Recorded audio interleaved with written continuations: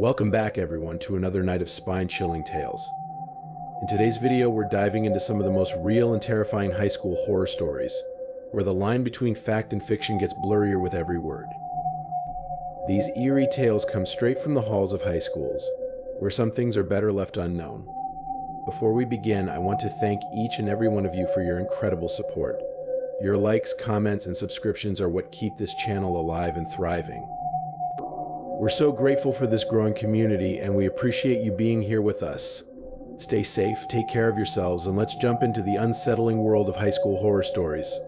You never know what might be lurking around the corner.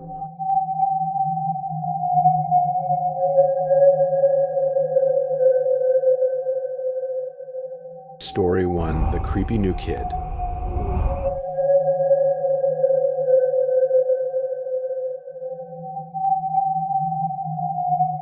The first time I saw him, Craig, was in astronomy class.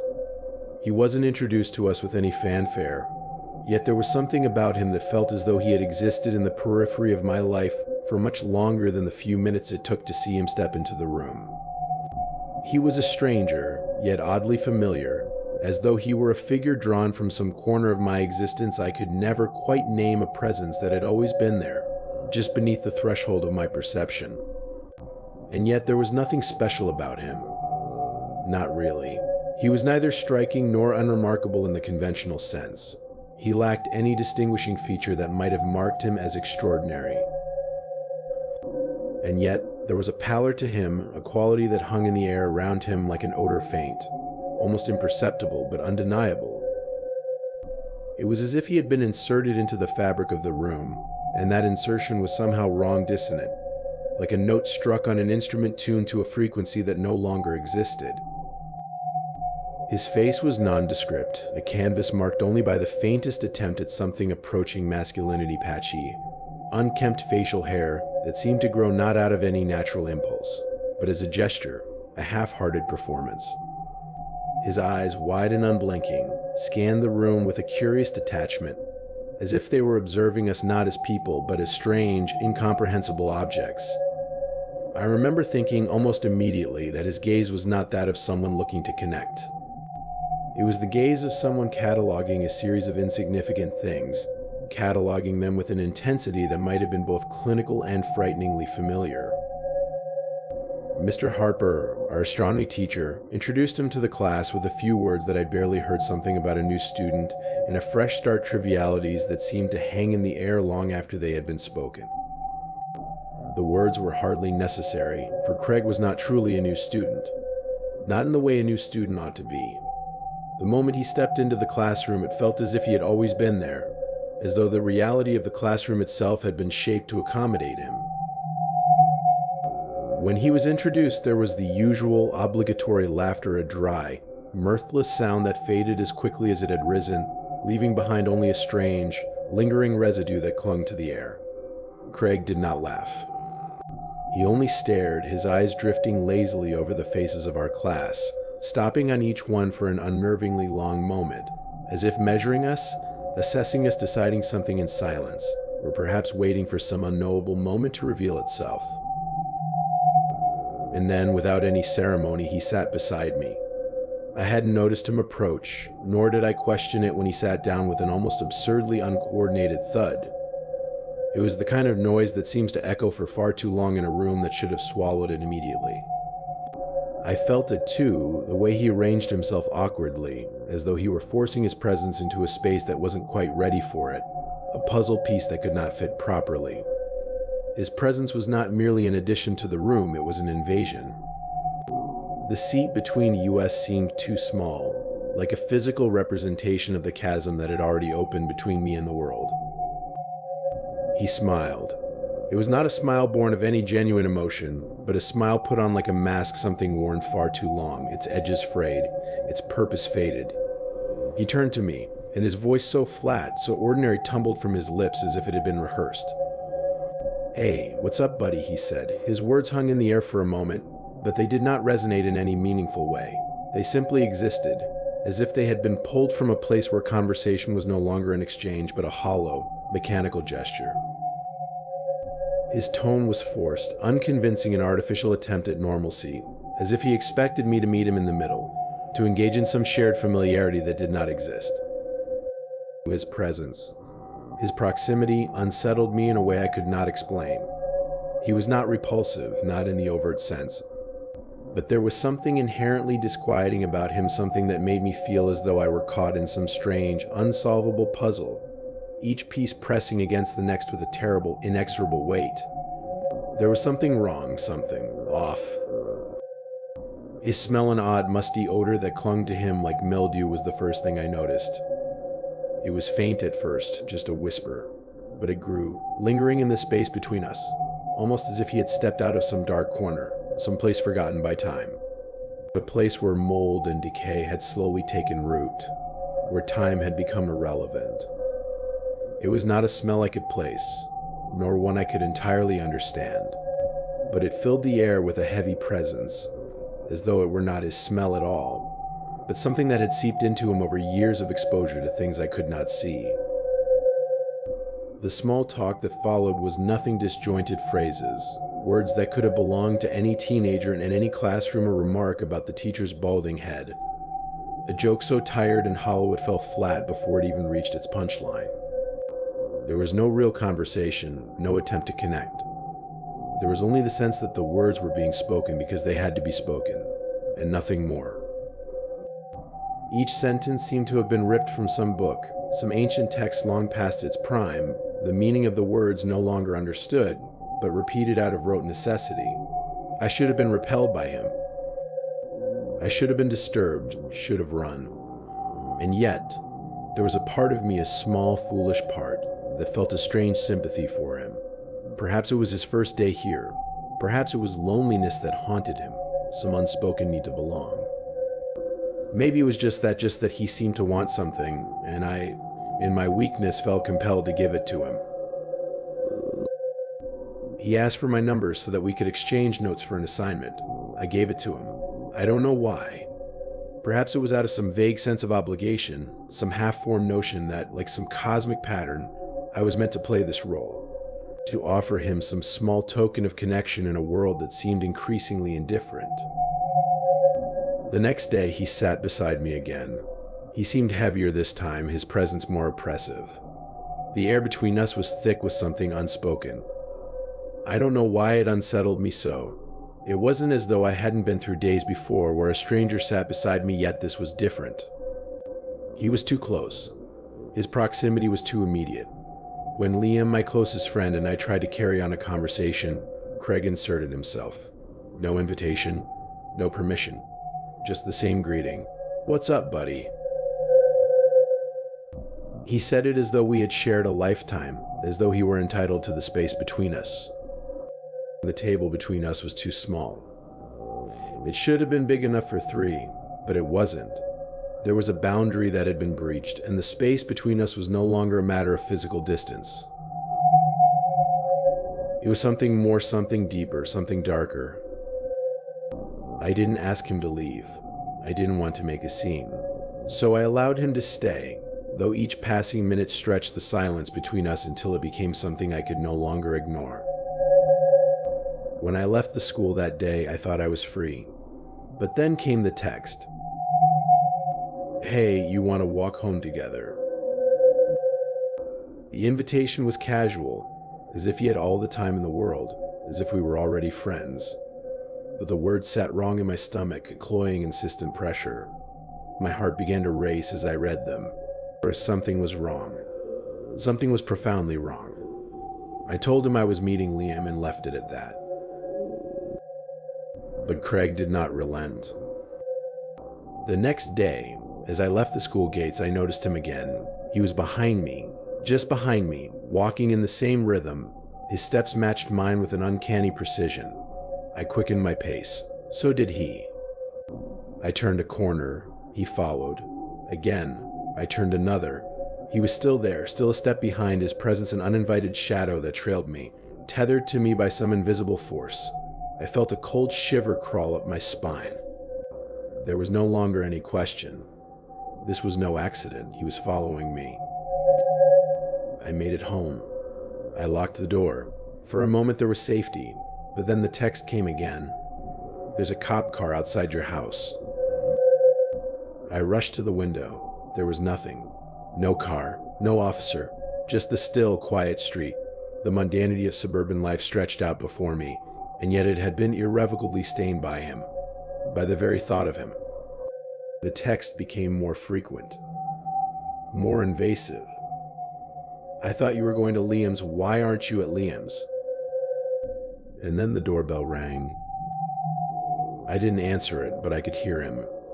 His voice was unmistakable, hollow and distant, his laugh echoing in the night air like the rattling of some long-dead thing. "I got you," he said. The words seemed to vibrate in the walls of my house. He was playing a game that had no rules, a game that had been imposed upon me. I blocked his number, hoping that would end it, that would sever the connection, but it didn't. The messages kept coming. "I'm right outside your house," one of them read. The words gripped me like a vice.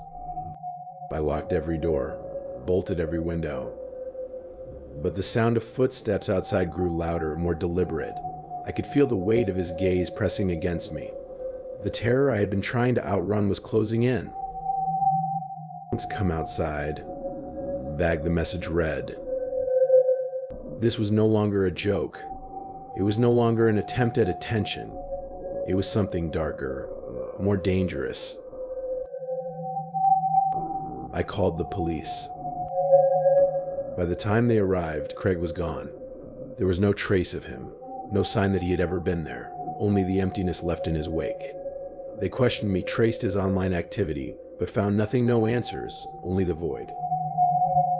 Craig had become something else, something not entirely human, a shadow slipping between the cracks of reality itself.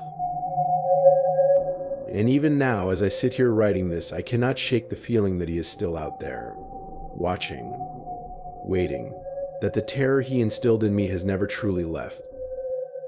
Craig, I know now, is not gone. He has never been gone. And he will never truly leave me.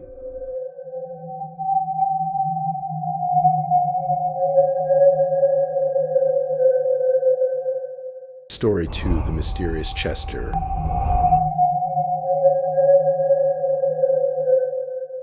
The first day of school has always carried with it the frail, familiar weight of anticipation. A new year, new faces, a hum of expectancy, even if one has long given up hope of anything truly changing. And yet, on that first day, something did change. Something entered my life with the quiet force of a shadow, slipping between the cracks of the day, unnoticed, until it was far too late. His name was Chester, though I do not believe that was the name he should have had, nor the name he would have had the universe been more honest in its dealings. He was not a new student, not in the conventional sense. Chester was an anomaly, a fracture in the natural order, an infection that spread in the silence of the halls and the depths of my own mind. I do not remember the exact moment I first saw him, though I know it was early in the day. He did not walk into the classroom as others did briskly, with the cautious energy of someone who was still determining whether they belonged. No, Chester moved with the deliberate, unsettling calm of someone who had already settled into a space long before their physical presence had arrived. It was as if he had always been there, just waiting for me to notice. His movements were subtle, but they were enough to send a chill crawling up my spine. The sensation, as I would come to understand, was not one of fear, but of something much worse, recognition. A haunting awareness that something in the world had shifted, and I had failed to notice until it was too late. The first time he approached me was at lunch. I was seated at a table with my usual friends, talking idly about nothing of importance, when Chester appeared at the edge of my vision. His face was pale, almost sickly in its pallor, his eyes dark and intense in a way that was not immediately confrontational, but still somehow impossible to ignore. I remember that his gaze lingered a moment too long, and when I met it, I felt something wrong, something foreign about his presence. He was not like the other new students. He was not a person I could place within the confines of the usual rituals of school. He was something else entirely. "Where do you live?" he asked, his voice soft, the question falling between us like a stone sinking into water. It was not a question anyone asks on the first day of meeting someone. It was an intrusion into the most private of spaces, a violation of the boundaries between us that was so casual in its nature that I had no choice but to respond, almost as if by instinct. I told him. It felt wrong to speak the words aloud, but I did. And then, just as casually, he asked for my Snapchat. Why did I give it to him? I cannot say. There was something in his presence that made resistance feel futile, as if he already knew too much already was too much. I should have seen the warning in the strangeness of his request, in the way he spoke without a hint of the usual social niceties that would have made it seem normal. But I gave him my Snapchat all the same. I thought little of it at the time. Why would I? After all, it was just a new student, just one more interaction in the ceaseless tide of mundane encounters that made up my days. That evening, when I returned home, I found a message from him. It was not unexpected, but it still sent a ripple of unease through me. Follow me, it read. That was all. But I felt the weight of those words. It wasn't just a request, it wasn't just an idle invitation. It was a command wrapped in the smooth guise of a suggestion, and somehow that made it all the more sinister. I ignored it, but he did not let it go. The next day, the words came again, more pressing this time. Follow me, it said, and this time there was a weight to it, a tug in the pit of my stomach that I could not ignore. In class the next day, Chester's behavior became even stranger. He began staring at me, staring with such intensity that it felt as though his eyes were digging into my mind, looking for something that he could not find but would not stop searching for.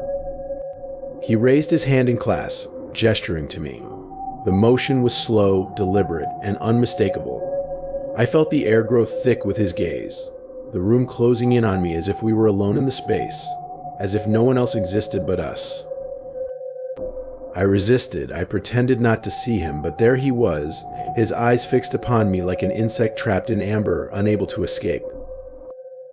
When I refused to move, he pulled out his phone, and to my horror sent me another message. Follow me. The words were simple, almost laughable, but there was something in them, something that shifted the world around me in subtle ways. It was then that I began to understand the strangeness of his presence, the way he moved through the world with an unsettling stillness, the way he always seemed to be waiting for something, for me, perhaps. I should have walked away then. I should have turned my back on him and never looked back. But I did not. I stayed. I stayed and let the unease settle in my chest like an infection, like a seed planted deep within me, already taking root. It wasn't long before the nature of Chester's behavior escalated. In English class, he asked to use the bathroom. It seemed innocent enough, but something in the way he asked, the way he glanced at me as if expecting something from me, made me follow him. And so I did. I followed him through the hallways, down into the lower levels of the school, where the air grew thick, damp, and stale. The hallways here were long and narrow, the walls pressing in on me like a weight. I had never been down this far before, never had cause to wonder what lay beyond the familiar corridors. And then at the end of the hallway, I saw a door leading to the basement. It stood half open, and Chester had already stepped through it. I hesitated at the threshold, a sense of dread coiling in my gut. There was something wrong about this place, something that gnawed at the edges of my mind. I felt it something ancient, something that had been waiting here long before I had ever set foot in the school. Chester called to me, beckoning me with his words, his fingers moving as though conducting a quiet, unseen symphony. But I did not follow him. I should have turned back. I should have run, screamed, anything to tear myself away from the weight of that moment. But I did not. I walked away, my footsteps loud in the silence. When I returned to class, Chester was already there, sitting in his seat as though he had never left. The feeling of unease did not leave me. It lingered in the back of my mind, a low hum that grew louder with each passing second. Later that evening, Chester's message arrived. "Why didn't you come?" it asked. And then, picture him, sitting in the basement, a sandwich in his hands, his expression too calm, too content for the place he inhabited. I was not surprised. In fact, the feeling of inevitability had settled over me. He would not stop. I knew that now. The following night, things grew worse. Chester's messages became increasingly erratic, urgent. "I know where you live," the next message read, followed by another, "I'm right outside your house," my breath caught in my throat. I checked the window, but I saw nothing. I called the police, but when they arrived, there was nothing to find. No one had been there, but I knew I could feel it. The next few days passed in a haze of unease, the air around me thick with Chester's presence, even when he was not physically near. Then, one night, I heard a soft crack of glass breaking downstairs. My heart lurched in my chest. I hid in the closet, my breath shallow, the room spinning as I waited, trembling. His footsteps came closer, slow, deliberate. Then, silence. I heard him searching for me, moving through the house as if it were his own. He knew where I was. I knew it. But then he stopped. The footsteps retreated. The police arrived soon after, but by then Chester was gone. Vanished as though he had never been. They found no trace of him, no sign of where he had gone. But I knew that Chester had never truly been a student at the school. He had never existed in the way we understood it. He had slipped into the fabric of my life like a dream, and now that dream had become my nightmare. I went to the principal the next day, my voice shaking as I told him about Chester. His response was not what I expected. "There is no record of a student named Chester," he said flatly, as if it were a fact that should have been obvious to me. "Are you sure?" I froze. The room seemed to close in on me, the walls pressing against my chest. No one had seen Chester. No one remembered him. He was nothing, a figment, a phantom who had come into my life and now haunted it from the shadows. And even now, even after all that has happened, I feel him. He is somewhere out there, waiting, watching, always watching.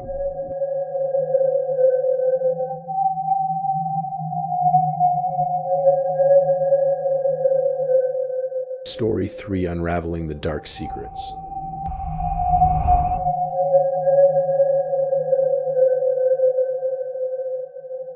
There's always been something unsettling about my place in the world, like I'm merely passing through spaces where I don't belong, my presence tolerated but never truly accepted. It's a feeling that followed me everywhere, but nowhere was it more suffocating than during my junior year at Southern Lee High School. I was an observer, not a participant. The students around me moved as if they shared some unspoken language, their gestures and smiles flowing in a rhythm that I couldn't comprehend. The cafeteria was the worst. Each day I wandered in, tray in hand, only to realize once again that I was out of sync with the world around me. The faces, the chatter, it all blurred into one meaningless mass. I wasn't part of it. I never would be. Then came the twins. They were like shadows at the edge of my vision, seated at the farthest corner of the cafeteria, their presence faint but unmistakable. Two boys, identical in every way, Antonio and Bruno.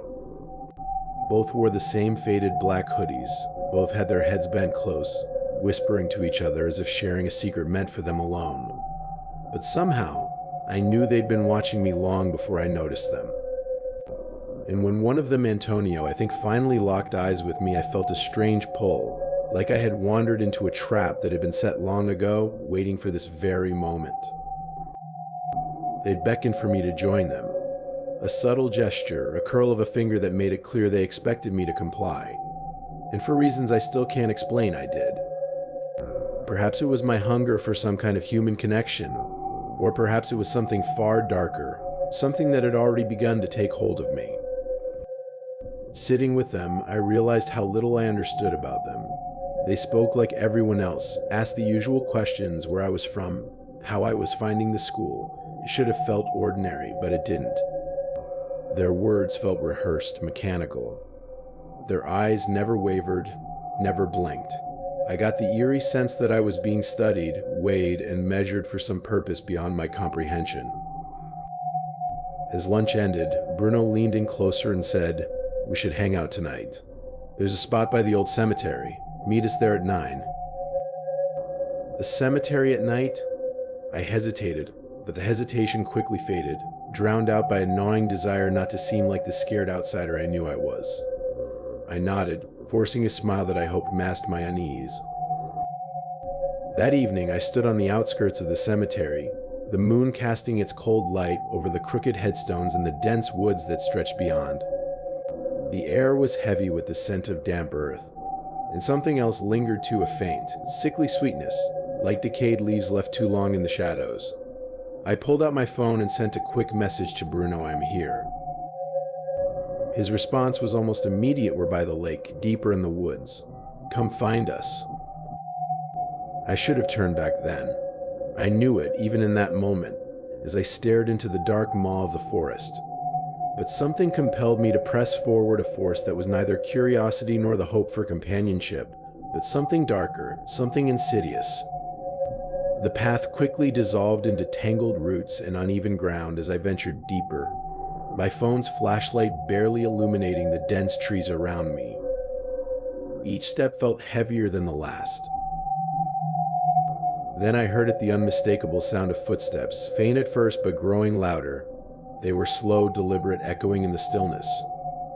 "Bruno." "Antonio," I called out, though my voice seemed swallowed by the trees. No reply. Just the sound of those footsteps, closer now, circling me. My pulse quickened as I spun around, trying to pinpoint their source. But it was impossible. They seemed to come from everywhere and nowhere at once, as if the very forest was closing in around me. The footsteps quickened, their rhythm turning frantic, like an animal charging through the underbrush. Panic surged through me as I felt a sudden pressure, something cold and sharp grabbing at my neck. Claws, not hands. I tried to scream, but the air caught in my throat as a voice hissed in my ear, its tone warped and grotesque. "Grab him. Grab him." It was Bruno's voice. Or was it Antonio's? I couldn't tell. All I knew was that I had to escape. I wrenched myself free from the unseen grip and bolted. My legs carried me faster than I thought possible, crashing through branches and thorns, barely aware of the path I was taking. Behind me, I heard them heavy footfalls, wild feral breaths closing in faster with each second. But I didn't dare look back. I ran as though my very soul depended on it. Somehow I made it to the road. Gasping for air, I stumbled home, my body trembling with fear and exhaustion. When I finally reached the safety of my house, I collapsed, too shaken to speak. My parents, horrified by the sight of the deep gouges on my neck, wanted to call the police. But I knew it wouldn't matter. What could I tell them? That the twins Antonio and Bruno weren't quite human. That they'd hunted me like prey through the woods. We reported it to the school instead, showing the text as evidence. It was enough to get them expelled. That should have been the end of it. But it wasn't. A week later, I woke in the dead of night, my room freezing cold. The kind of cold that bites deep into your bones. Groggy, I glanced toward the window. It was wide open, curtains billowing in the wind. I was sure I had locked it before going to bed. I stumbled out of bed and shut the window, but as I did, a chill crawled up my spine. I glanced toward the door. It had been wide open when I left the room, but now it was nearly closed. Only a thin sliver of darkness was visible through the crack. I felt my breath catch in my throat as I approached, my heart pounding louder with every step. Slowly, cautiously, I peered through that narrow opening. And there, in the shadows behind the door, was a figure, watching me. I froze. My mind screamed, but no sound escaped my lips. The figure shifted slightly, and in the dim light, I saw those familiar faces, twins, identical in every way. Antonio, Bruno, they had found me. The next moments were a blur of terror. I screamed, and the door slammed shut. By the time my father rushed in, they were gone, vanished into the night. We searched, of course, but there was no trace of them. The only evidence of their presence was the cold, lingering like a death knell in the air. Even now, I can feel their eyes on me, watching, waiting. The nights are longer now, the shadows deeper. And somewhere out there, just beyond the reach of the light, I know the twins are still there, waiting for the moment when they'll come for me again.